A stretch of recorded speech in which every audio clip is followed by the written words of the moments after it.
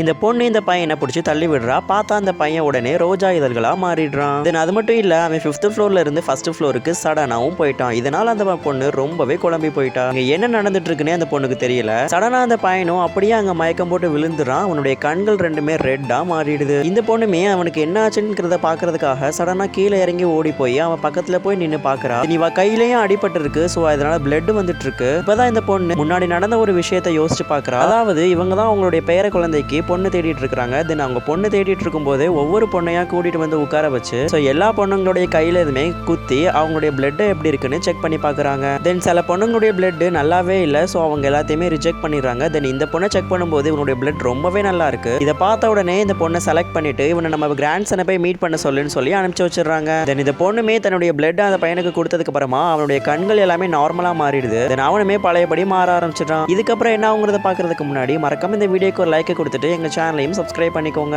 உடனே அந்த பையனுடைய பாடி ஃபுல்லாவே கிரீன் கலர்ல மாற ஆரம்பிக்குது. இந்த பொண்ணு அதை பத்தி அவன் கிட்ட கேட்கும்போது அதுக்கு அவன் சொல்றான், இது எங்க ஃபேமிலியோட ஒரு மிகப்பெரிய சாபம். இந்த கிரீன் கலர்ல மாறுறது என் ஹார்ட் கிட்ட போயிடுச்சு அப்படின்னா கண்டிப்பா நாங்க செத்து போயிடுவேன் அப்படின்னு சொல்லிட்டு இருக்கான். இந்த பையன் அந்த பொண்ணு கிட்ட ரொம்பவே ரகடா நடந்துக்கிறான். பட் அந்த பொண்ணுக்கு அவன் மேல ரொம்பவே பாசமா இருக்கிறா. தென் அந்த பொண்ணுக்கும் அவன் மேல மனசு கேட்காம தென் அவனுக்கு ஹெல்ப் பண்ணணுங்கிறதுக்காக திரும்பவும் ரூமுக்குள்ள வர. ரெட் மூன் வந்த உடனே அந்த பையனும் திடீர்னு கண்ணு எல்லாமே ரெட் கலர்ல மாறி திரும்பவும் பழையபடி அந்த பொண்ணை போட்டு காயப்படுத்த ஆரம்பிக்கிறான். கொஞ்ச நேரத்திலேயே அவங்களுடைய கிராண்ட் மதர்னு அவங்களுடைய ஃபேமிலி மெம்பர்ஸ் எல்லாருமே உள்ள வர ஆரம்பிக்கிறாங்க. தென் அவங்க எல்லாருமே வந்துட்டு டாக்டரை கூட்டிட்டு வந்துட்டு செக் பண்ணி பார்க்கும்போது அந்த பையனுடைய உடம்பு இப்ப கொஞ்சமே இம்ப்ரூவ் ஆயிருக்கு. தென் இதை கேட்டதும் அந்த கிராண்ட் மதருக்கு ரொம்பவே சந்தோஷமா இருக்கு. நீதாம எங்க குடும்பத்தை காக்க வந்திருக்கிற தேவதை, நீதான் என் பையனை ரொம்பவே பத்திரமா பாத்துக்கணும். அவன் கூட இனிமே நீதான் இருக்கணும். அவனை நீ எப்படியாச்சும் கல்யாணமும் பண்ணிக்கணும். அவன் உன் கூட இருந்தானா இனிமே பத்திரமா இருப்பான். நீதான் அவனை பத்திரமா பாத்துக்கணும்னு சொல்றாங்க. தென் அது மட்டும் இல்ல, இவ கல்யாணம் பண்ணும் அப்படிங்கிறதுனாலே இவளுக்கு நிறையவே ட்ரெஸ்ஸஸ் அப்புறம் நகைகள் எல்லாமே வாங்கி கொடுக்குறாங்க.